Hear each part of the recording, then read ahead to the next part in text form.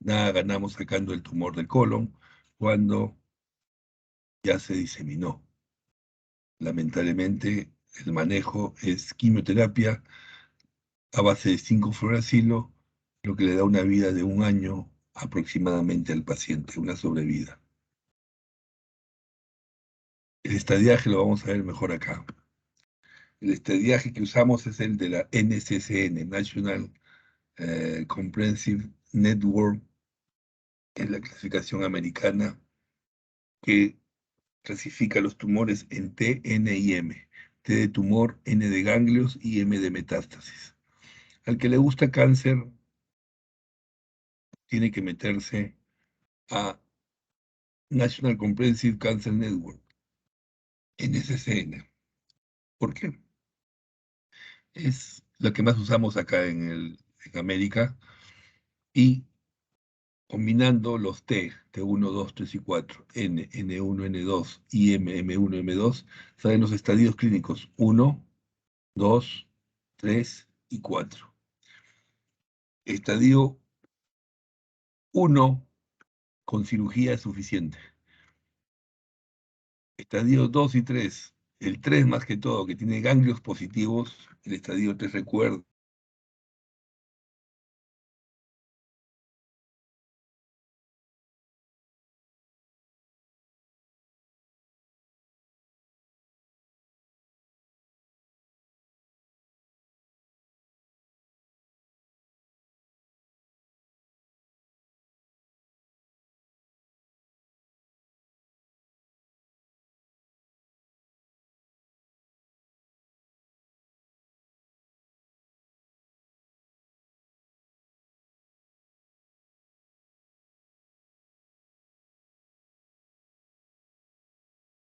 Y comprobamos con la patología del estadio 3, que hay ganglios positivos, se hace quimioterapia adyuvante o coadyuvante.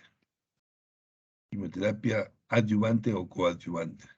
Y estadio 4, metastásico, ya les expliqué antes que solamente se hace quimioterapia.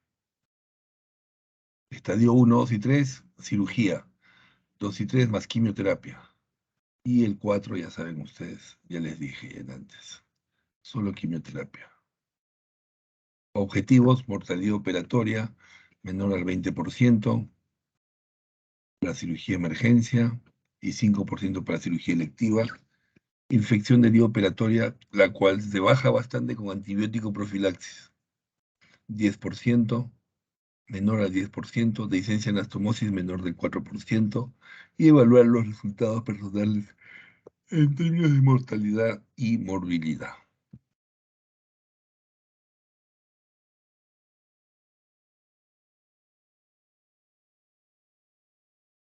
Listo, esta es la primera parte.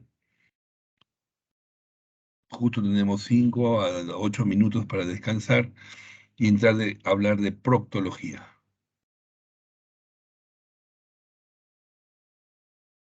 ¿Correcto? Descansamos 5 minutos a 8 minutos. Está bien, doctor. Está bien, doctor. Ok.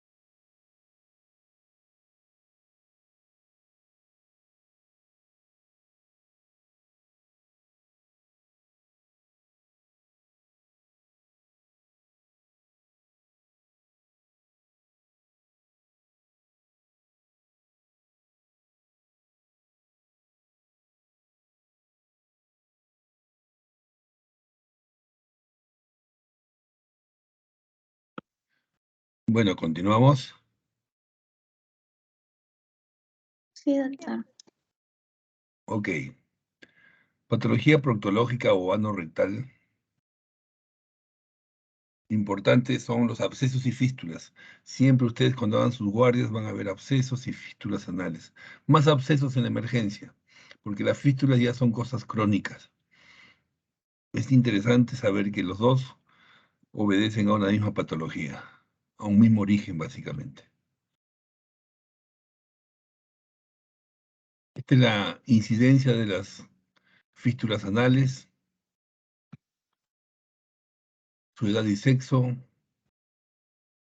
Se habla de raza, higiene personal, ocupación sedentaria y hábito ideal. Sin embargo, recuerden ustedes que las abscesos obedecen a la teoría criptoglandular, es decir, la infección de las glándulas anales. Esa es la teoría criptoglandular. Eisenhower, el año que está referido ahí ya, hablaba de que absceso y fístula son la misma condición, siendo el absceso la fase aguda y la fístula la fase crónica. Fístulas anales, definición. Es la comunicación anormal entre dos superficies epitelizadas, por lo general con tejido de granulación.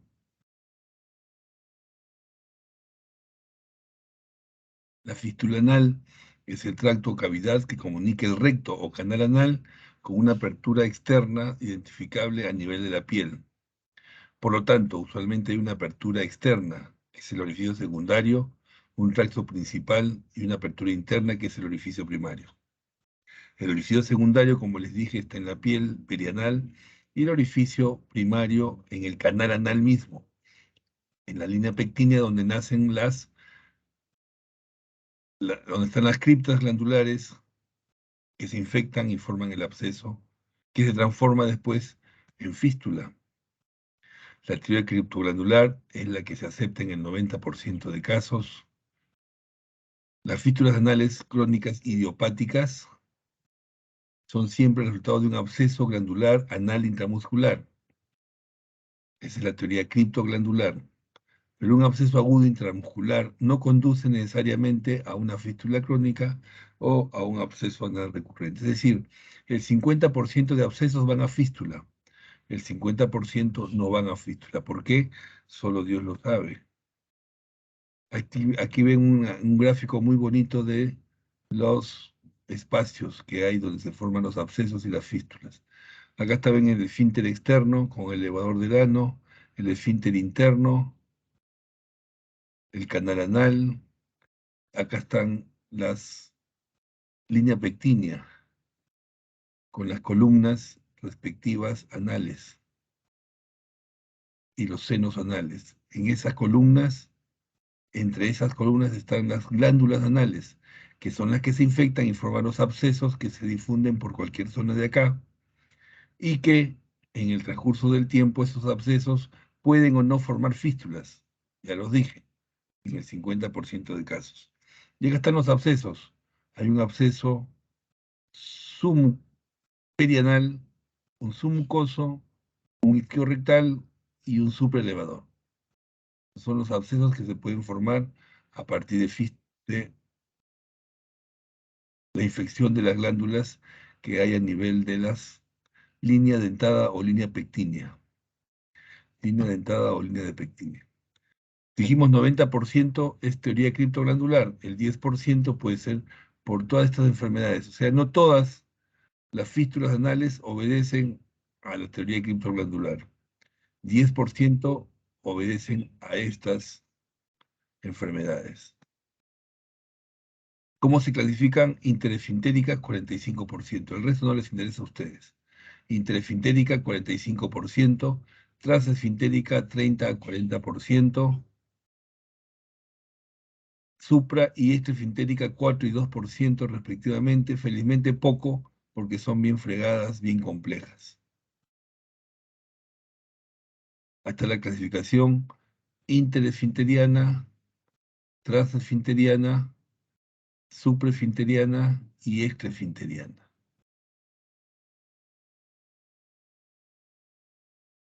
Fístulas complejas son las difíciles de tratar y que tenemos que tener en cuenta siempre los cirujanos para que el cirujano más experimentado en el manejo de fístulas lo haga. Muchas veces creemos que el residente solamente puede operar una fístula. No es cierto. Las fístulas son fregadas. ¿Por qué? Porque muchas veces comprometen a los esfínteres. Y si lesionamos el esfínter, podemos producir incontinencia fecal.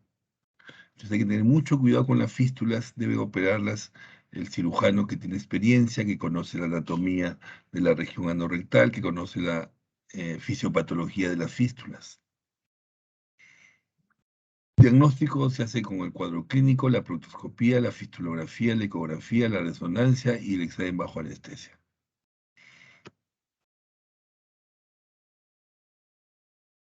La evaluación clínica es la parte más importante del diagnóstico de una fístula.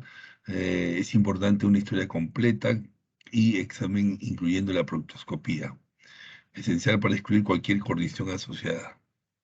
La proctoscopía es importante siempre en la patología anorrectal, porque nos permite descartar una lesión asociada o cualquier condición asociada.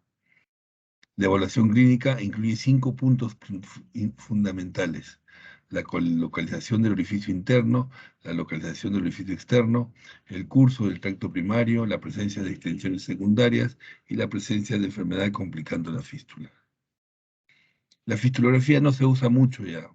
Se usó mucho en un principio,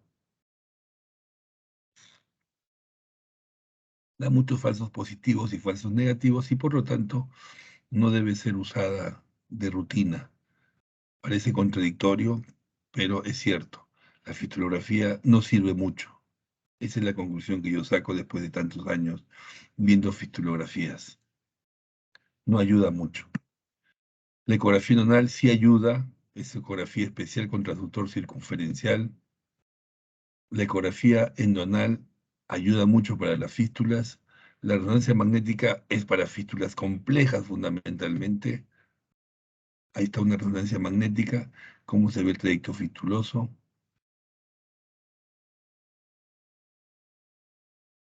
Objetivos del manejo. Dentro del manejo, para mí, el examen más importante es el examen bajo anestesia. Recuerden que para muchas entidades es importante el examen bajo anestesia. Objetivos del manejo de la fístula: definir la anatomía de la fístula, drenar cualquier sepsis asociada, erradicar el trayecto fistuloso, prevenir la recurrencia y preservar la continencia e integridad del esfínter.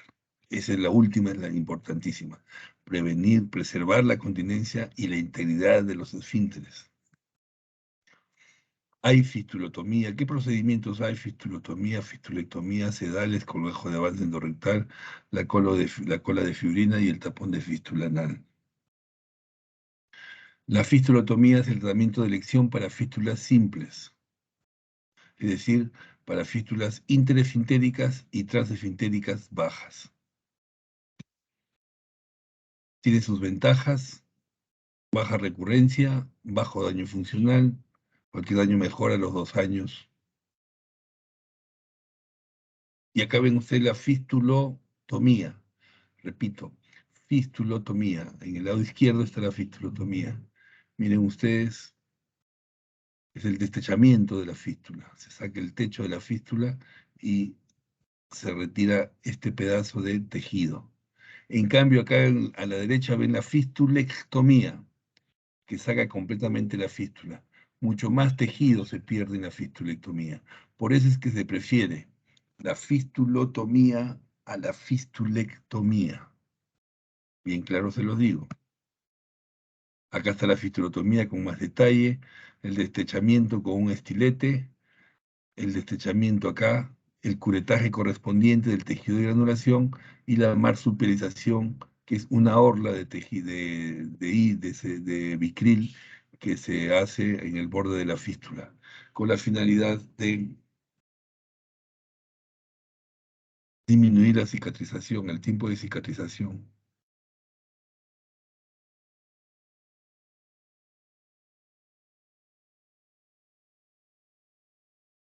La fistulectomía no se debe usar, porque ya se lo dije, se lleva mucho tejido. Sin embargo, la fistulectomía por enucleación sí se puede usar, como está acá.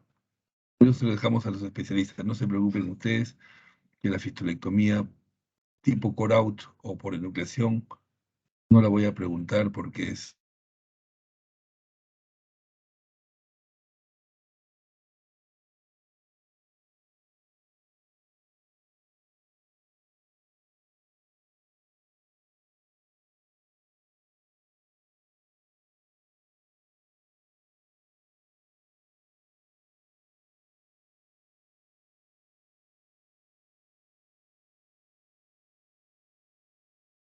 Doctor,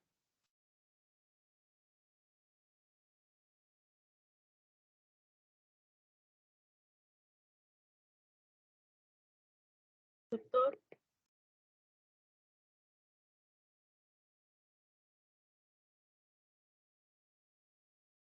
Los sedales son hilos que dejamos a nivel de las heridas para que madure la fístula y podamos extirparla.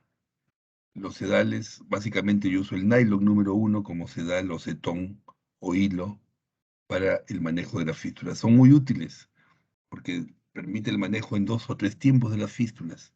Para fístulas complejas es muy importante, ¿correcto? Los sedales. La fistulotomía en 2 tiempos, por ejemplo, se hace con un sedal en 2 tiempos. Se reseca parte de la fístula, se deja un sedal por 2 meses, se refuerza el músculo con el sedal y finalmente se hace la fistulotomía final. Ahí está la fistulotomía con sedal. Ese sedal es el hilo que está ahí anudado. El colágeno de avance rectal no lo tuve mucho en cuenta para fístulas anales, yo los uso para fístulas anovaginales o rectovaginales. La cola de fibrina tuvo su época, a los 10, 15 años. Comenzó a usarse la cola de fibrina para cicatrizar una fístula sin cirugía. Actualmente hay estudios que hablan de cicatrización solamente del 40% al 60% en pequeños estudios y por lo tanto no se usa la cola de fibrina actualmente. Lo que sí se usa es el tapón para fístula anal, es de esta marca, derivado de su mucosa de intestino delgado del cerdo leofilizada, resistente a la infección, produce reacción de células gigantes en cuerpo extraño y se poblan los tejidos con células nativas del huésped en 12 semanas. Ahí está el tapón para fístula anal, sí se usa actualmente, pero es muy caro. Su efectividad actualmente no es tan buena como al principio, que se habló de un 86 al 90% de efectividad. Actualmente aceptamos que tiene un 40-60% de efectividad. Esa es la razón por la que no se usa mucho, fundamentalmente por eso y porque es bastante caro. Vale más de 2.000 soles un taponcito de esos. Se coloca de esta manera en el trayecto fistuloso, va del orificio interno al orificio externo, donde se ancla. ¿Alguna pregunta, jóvenes?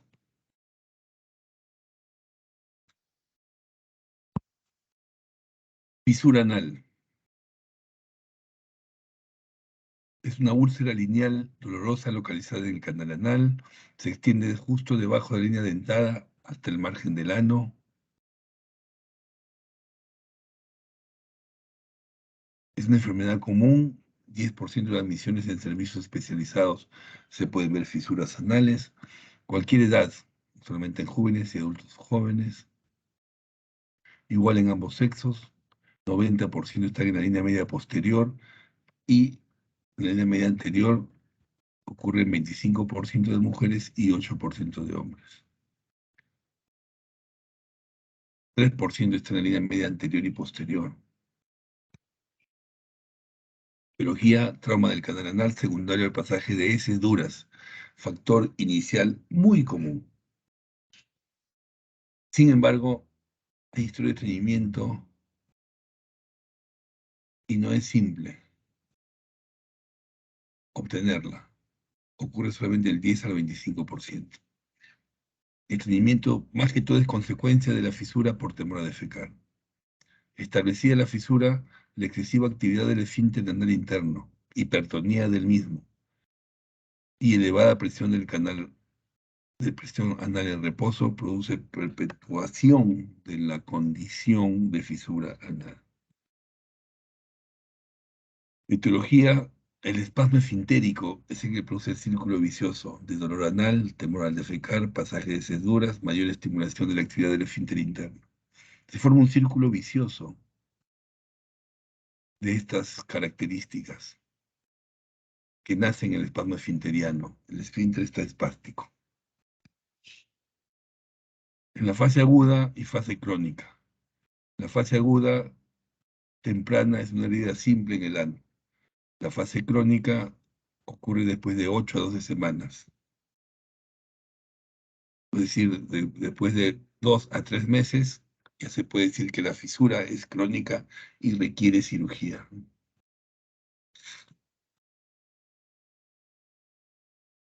En esta fase crónica, la fisura crónica, hay edema y fibrosis, plicoma centinela o TAC cutáneo en el margen distal, papila hipertrófica proximal a la fisura, en la base, fibra del esfínter interno. Ahí la pueden ver la fisura aguda, no tiene características de cronicidad. La fisura crónica en un esquema que se ve mejor acá. Miren ustedes en el fondo de la fisura cómo están las fibras del esfínter interno. Centinela o TAC cutáneo. Acá está. Y hacia acá la papila hipertrófica que no se puede ver bien. Acá sí se puede ver bien la papila hipertrófica y el plicoma hacia abajo.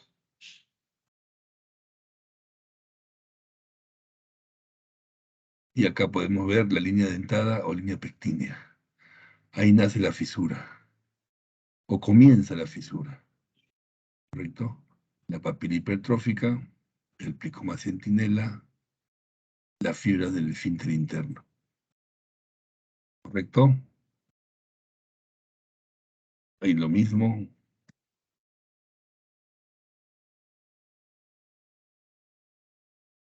Como les dije, en la región posterior está la mayor parte de fisuras crónicas. Se presentan más en la línea media posterior del ano. También en la línea media posterior del ano, la mayoría, en la línea media anterior también se forman del 10 al 20%. Sin embargo, cuando la fisura está hacia los costados, pensar en otras enfermedades. En Crohn, colitis, sífilis, tuberculosis, leucemia y SIDA. ¿Correcto? Cuando está a los costados, dudar que es una fisura anal primaria. Es una fisura por una primero una de estas causas. La clínica, en el región anal hay dos cosas que duelen mucho. Hasta tres podría decir yo. Uno, la fisura anal. Dos, el absceso anal. Y tres, la hemorroides trombosada. Son tres cositas que pueden doler mucho a nivel anal. En la clínica de la fisura anal, el síntoma cardinal es el dolor anal intenso y particularmente después de la defecación. Un dolor agudo, cortante, quemante.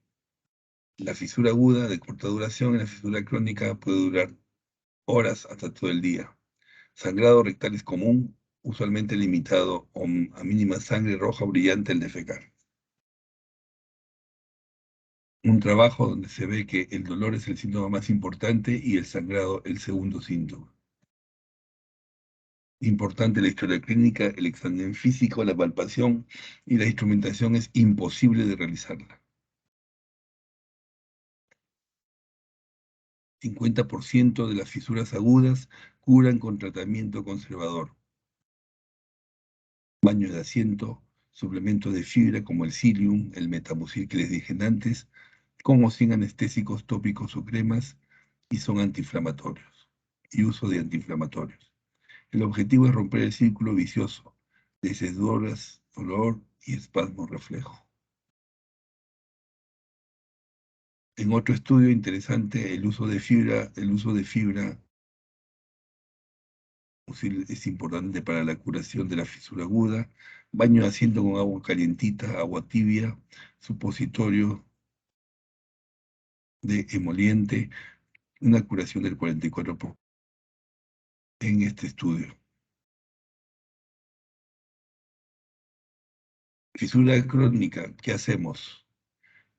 Se usa hasta actualmente la esfinterotomía química, es decir, usar una sustancia química o un medicamento que produzca reducción de la presión anal máxima de reposo y sin injuria permanente del esfínter, y es reversible. ¿Qué se usa para la esfinterotomía química? Se usa glicerol trinitrato, isorbide dinitrato y bloqueadores del canal de calcio, orales y tópicos, nifedipino, diltiazem y toxina botulínica. Para la esfinterotomía química, ¿cuándo operamos a un paciente? Cuando no hay respuesta al manejo médico o presencia de dolor y sangrado en forma crónica. ¿Qué se hace? ¿Qué pasó? ¿Qué técnicas quirúrgicas se usan? La excisión clásica de la fisura, ya no. Dilatación anal, ya no. La esfinterotomía interna, lateral y posterior es lo que se usa. Anoplastia BY con colágeno de avance enodérmico también se usa, sin embargo no tengo experiencia con esto. Yo hago la esfinterotomía interna lateral. Entonces en el examen cuando les pregunte cuál es el manejo de elección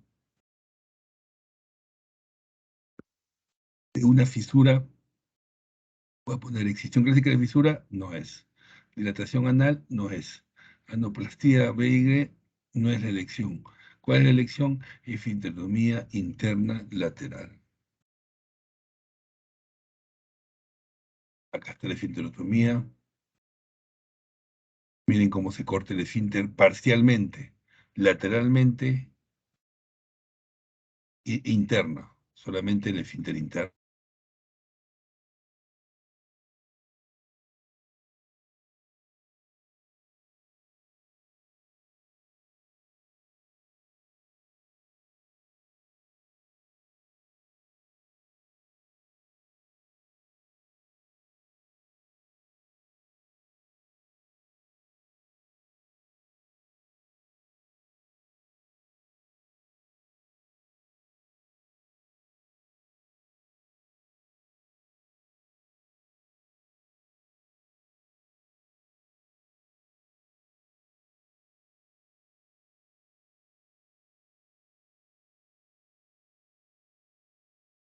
Entonces estábamos en la esfinterotomía interna, lateral y parcial. Ahí falta en el cuadrito ponerle esfinterotomía interna, lateral y parcial, porque se corta solamente y parcialmente el esfínter interno, no se corta todo el esfínter interno. ¿Correcto?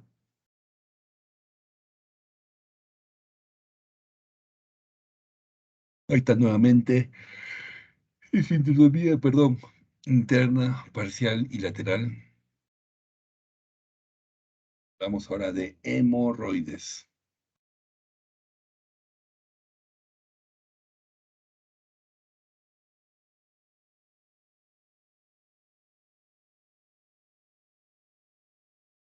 Las hemorroides son, entre comillas, estructuras anatómicas normales que bajo ciertas condiciones o circunstancias pueden convertirse en enfermedad. Dilataciones venosas del segmento no rectal siendo las más frecuentes de las afecciones proctológicas. Provienen del griego las palabras hemorroides, una incidencia que la pueden ver ahí, una clasificación, son las que están encima de la línea pectínea. Ya he hablado bastante de la línea pectínea, es donde hay una transición de epitelios. Hacia arriba, epitelio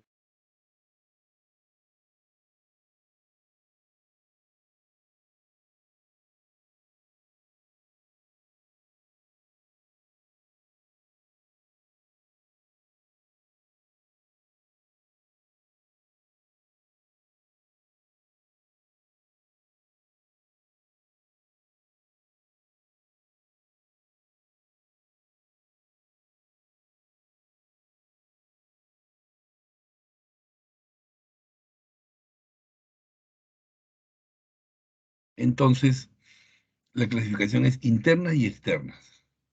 Las internas están encima de la línea pectínea, están en 2/3 superiores del canal anal, son tributarias de la vena hemorroidal media, plexo submucoso interno, cubiertas por mucosa epitelio-cilíndrica, por lo tanto, no duelen. Por eso pueden ligarse sin anestesia, las internas. Las externas están debajo de la línea pectínea, en el tercio inferior del canal anal y el orificio anal, tributarias del vena hemorroidal inferior, plexo subcutáneo o externo, cubiertas por piel, sensibilidad cutánea alta y muy dolorosas. Las hemorroides externas no pueden ligarse en forma ambulatoria porque duelen, se operan. ¿Cómo se presentan las externas? En forma aguda, como hemorroide externa trombosada o hematoma perianal, y en forma crónica como plicoma anal.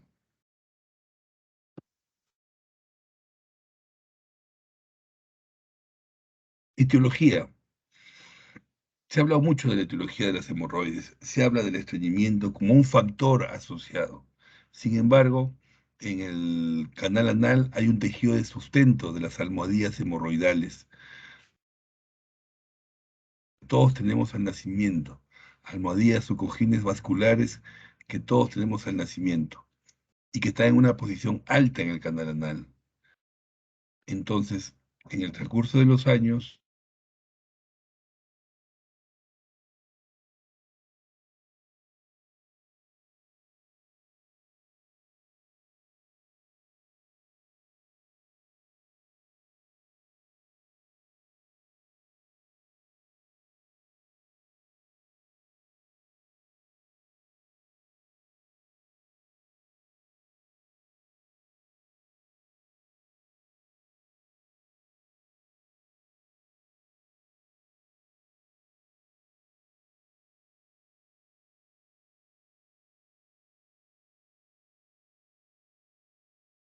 Doctor Borda. sí, Ay, no se le escuchaba nada, doctor. ya regresó, ¿no? Sí, ya. ¿Me escuchan ahora? Sí, doctor. Por ratito se le va y otra vez vuelve. ¿Me avisas? Ya, doctor. Entonces, repitiendo lo de la etiología, al nacimiento todos tenemos cojines o almohadillas vasculares en el ano. Estas tienen dilataciones fusiformes, saculares, son verdaderas malformaciones arteriovenosas en el canal anal y están sostenidas por tejido, matriz de tejido fibroso y músculo liso. Esta matriz va fallando y las cojines o almohadillas descienden al canal anal a una zona de mayor presión. Se dilatan y sangran y se forman las hemorroides. Esa es la teoría más aceptada, ¿correcto? Ahí están las hemorroides en sus 3 zonas de presentación hacia las 3, 7 y 11. 3, 7 y 11 horas. Ahí están las 3, a las 7, a las 11 y 2 hemorroides accesorias. Grado 1, 2, 3 y 4. Grado 1, la que no desciende debajo de la línea pectínea o dentada. Su síntoma fundamental es sangrado. El segundo grado son las que descienden debajo de la línea dentada o pectínea y que pueden ser vistas exteriormente y se reducen espontáneamente al parar el esfuerzo. Tercer grado, descienden hasta el exterior del borde anal a reducción manual. Y grado 4, hemorroides internas recubiertas de mucosa prolongadas permanentemente fuera del borde anal e irreductibles. O sea, están fuera. Cuarto grado, están siempre afuera. Tercer grado, requieren reducción manual. Segundo grado, reducen solas cuando se para el esfuerzo para que salgan. Y primer grado son las que están por encima de la línea pectínea. Está claro, ¿verdad? Sí, doctor. Ahí están los grados de las hemorroides, primero, segundo, tercer y cuarto grado. Síntomas: hemorragia, prolapso, secreción, irritación anal, prurito, síntomas de anemia secundarias por el sangrado y dolor. La inspección estática, inspección dinámica, tacto rectal, proctoscopía y sigmoidoscopía son importantes en el diagnóstico. El manejo médico es importante y se recomienda dieta alta en fibra, buena higiene y tópicos. Todas las cremas que hay en el mercado, yo uso el Factum, se basan en anestésicos, esteroides, antisépticos y antibióticos. Hemorroidil, etcétera, Cheriproct, hay muchas marcas en el mercado. Yo prefiero el Factum porque no tiene corticoides, no tiene esteroides.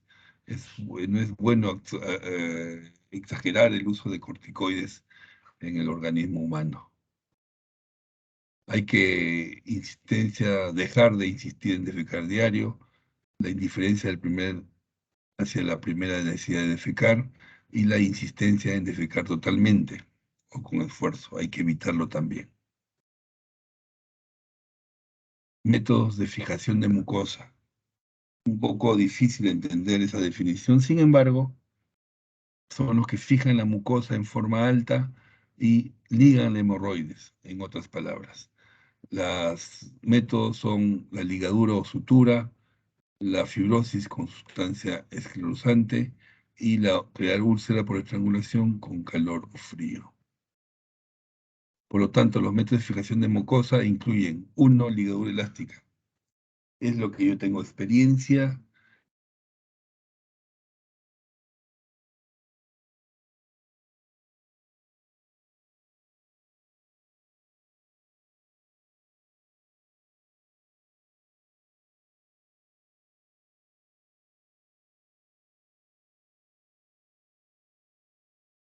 Doctor,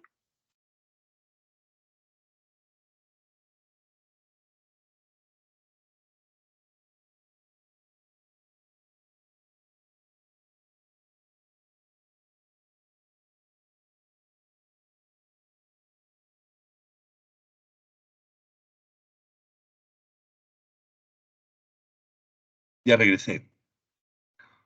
Por ratos me voy y de ahí vuelvo. sí, doctor. Sí. El internet está fregado, ¿ah? Está muy baja la señal en mi zona. Bueno, los métodos de fijación de mucosa son ligadura elástica, el que yo uso, que tengo experiencia, mucha experiencia. La esclerosis, no tengo ninguna experiencia. La crioterapia o frío, no tengo experiencia. Y coagulación con rayos infrarrojos, un colega sí lo he visto hacerlo. Sin embargo, para mí la ligadura elástica es lo mejor. La ligadura elástica es el primer método de fijación de mucosa. La pistola se llama de Barrón por su autor que está acá, uno de sus autores. Indicación segundo y tercer grado, sin otra afección. Síntoma predominante del sangrado del prolapso. Sobre la línea pectínea. Ese es importante. Sobre la línea pectínea. Hasta 3 paquetes por vez. ¿Por qué? Porque no duele. Porque encima de la línea pectínea no hay sensibilidad. Porque es tejido cilíndrico, epitelio cilíndrico. ¿Correcto? Producen necrosis isquémica, fibrosis y fijación de la mucosa. En 7 a 14 días se elimina el tejido fibroso. Resultados buenos, la recurrencia es baja y las complicaciones también. Acá está la pistola de Barrón.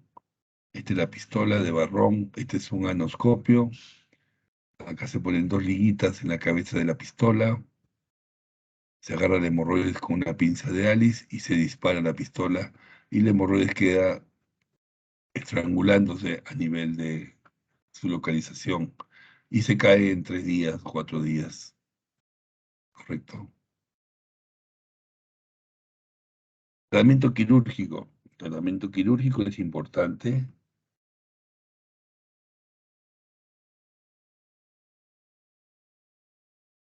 Está indicado para hemorroides externas con gran sintomatología o con trombosis. Segundo o tercer grado que no responden a la fijación de mucosa. Para las de cuarto grado, evidentemente la cirugía está indicada, asociados a otra patología orificial. Principios: identificación de los paquetes, incisión triangular con base externa de la piel del subcutáneo, disección de los paquetes y ligadura del pedículo hemorroidal. ¿Qué métodos hay? Método abierto de Milligan-Morgan es el que yo hago, la variante de Obando. Es importante conocer que es un peruano que hizo la ligadura interna de las hemorroides y es conocido en muchos libros. La variante de Dr. Obando, la técnica de Dr. Obando, un arequipeño que ya falleció lamentablemente. El método cerrado de Ferguson, la hemorroidectomía submucosa de Parks, el método semicerrado de Ruiz Moreno y la técnica amputativa de Whitehead. De todas estas, solamente les voy a hablar bien del Milligan-Morgan. Hasta la técnica, hasta las 3 hemorroides que se pueden hacer por Milligan-Morgan. Importante los puentes de piel entre las hemorroides, la incisión de la piel perianal, la disección de los paquetes hemorroidales hasta su origen y la ligadura de los mismos. Este es el método de Milligan-Morgan, que es el método abierto. El método cerrado es el de Ferguson. Se cierran las zonas de piel a nivel anal.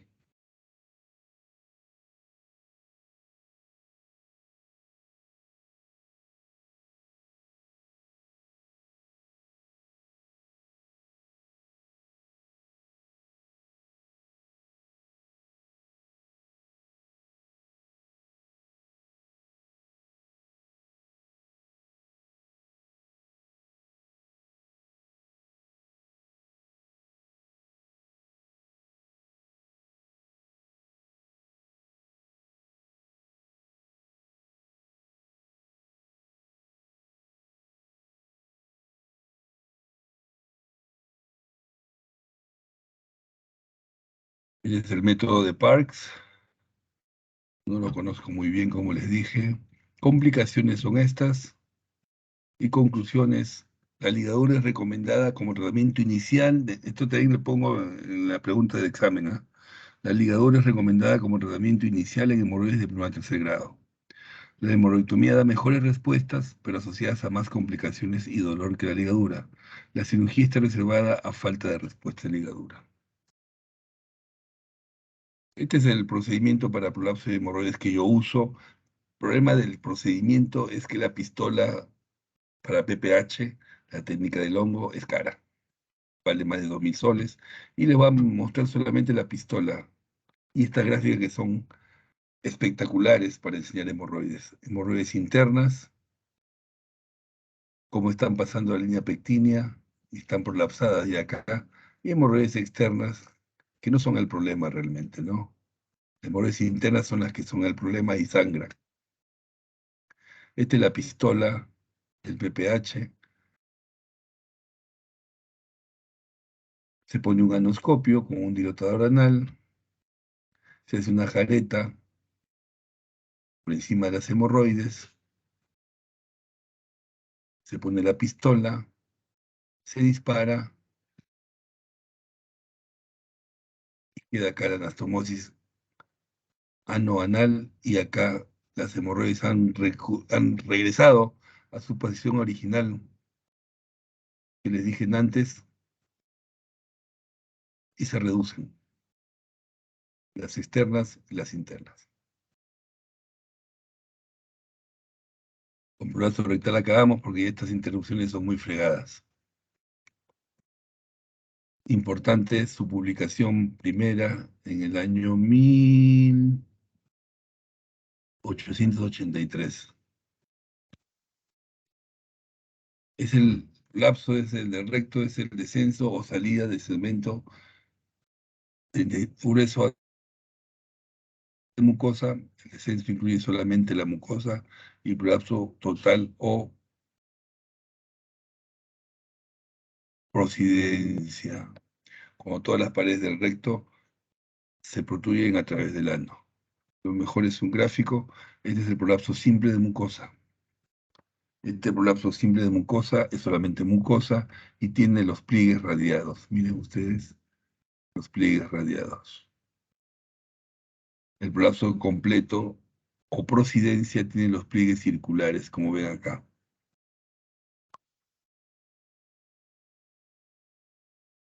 Ahí está el prolapso. Esa es la incidencia.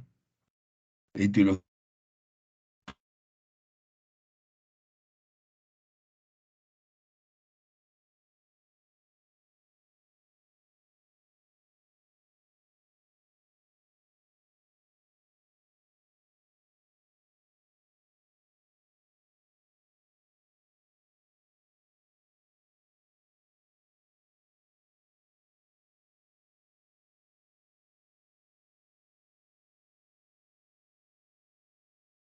Doctor.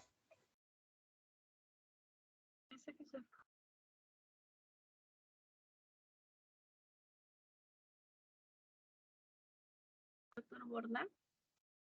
Ya regresé. Ya. Sí, doctor. Ya.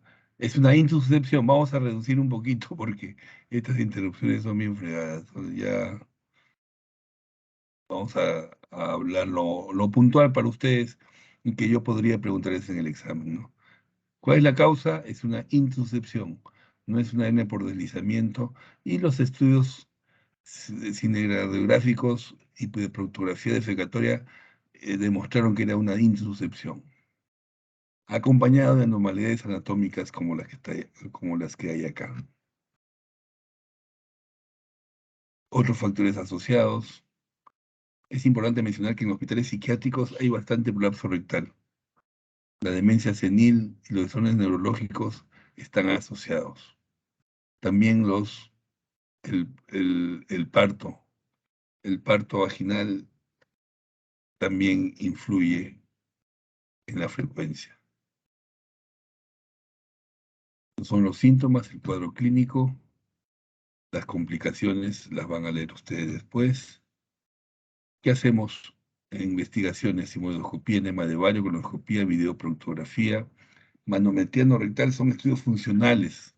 Recuerden ustedes que hay estudios funcionales del canal anal y del recto. Manometría no rectal, la test de sensación rectal, el test reflejo rectoanal, la electromiografía y conducción nerviosa y el estudio de función colónica. Acá pueden ver ustedes cómo se diferencia un hemorroides de un prolapso de mucosa, de un prolapso rectal. Como acá no entra el dedo a nivel de los esfínteres, acá sí entra el dedo, porque hay una deficiencia de piso pélvico también asociada. Tratamiento, se usaba el cerclaje anal, ya no se usa porque era un alambre que se ponía alrededor del ano, no sirve para nada, excepto un ancianito postrado en cama de más de 90 años, que no se le puede operar.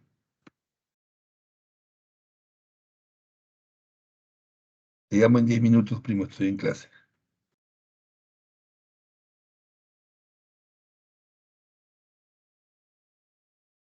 Entonces, el cerclaje anal era un tratamiento antiguo que nos sirve para actualmente.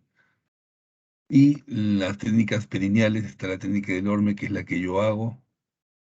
Miren ustedes cómo se hace la resección de la mucosa, la aplicatura de la muscular y la anastomosis mucosa. Sin embargo, a pesar de que yo hago abordaje perineal con la técnica del Orme, tengo que reconocer que el tratamiento de elección es la rectopexia o promontofijación. Rectopexia o promontofijación. ¿En qué consiste? Mediante una incisión de la paratomía baja o por la paroscopía, se suspende el recto sobre el promontorio sacro. Un 2 o 3 puntos se suspende el recto sobre el promontorio sacro.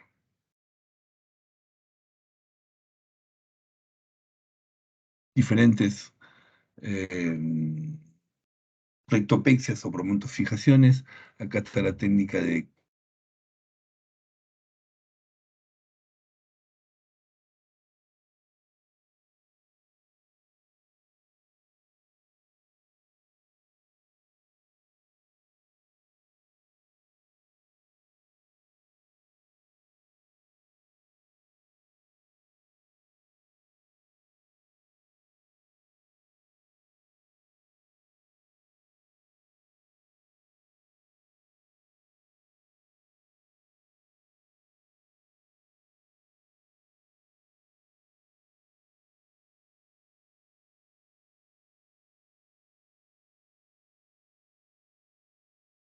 Entonces, esas son un tipo de promontofijación. Hay varias promontofijaciones que son muy similares en general. La técnica de Notaraz, por ejemplo, usando malla, lo fija igual atrás al promontorio sacro y el recto por puntos. Hay la técnica de Notaraz, la técnica de la esponja de Ivalon, que usaban mucho los ingleses. Cuando yo me entrené, hice mi fellowship en cirugía colorectal en Inglaterra, en el Hospital San Marcos de Londres, veía que usaban mucho la esponja de Ivalon, alcohol polivinil, pero que se ha usado un poco menos en estos años porque producía mucha fibrosis. La operación de Orloy también, originalmente se usaba fascia lata para fijar el recto en el promontorio sacro. Sin embargo, actualmente se usa malla de Marlex o polipropilene, la que se usa para hernias. Bueno, ya mucha interrupción. La última parte la revisan ustedes, solamente cáncer de recto y ano. No le voy a preguntar por eso de ahí, pero léanlo, por favor. Ya muchas interrupciones ya cansan, ¿no es cierto? ¿Alguna pregunta? Doctor, ¿usted cree que nos pueda compartir sus diapositivas? Sí, están grabando, ¿no? Han grabado todo. Sí, lo que Acá dice pasa que es que están grabando. por momentos, bueno, a mí se me para las diapositivas, como que se estancan y yo tengo que ir pasándolas, pero por mi parte, no corren. Ya. ¿Cómo hacemos? ¿De ahí la puedes grabar ahorita? ¿Me lo podría pasar por WhatsApp, doctor? Ya, si no se la doy a mi alumna, pues que está rotando conmigo. ¿Ya? Ya está bien, doctor. Ok, muchas gracias. Disculpen las interrupciones, pero ya se han hecho muy frecuentes, ¿ya? No Muchas se gracias olviden a de leer la ustedes. última parte. Solamente falta un pedacito de clase que es cáncer de recto y ano, ¿ya? Sí, doctor, está bien. Hasta luego y Gracias, estamos en doctor. contacto. Hasta luego. Muchas gracias a ustedes, ¿ah? Gracias, doctor.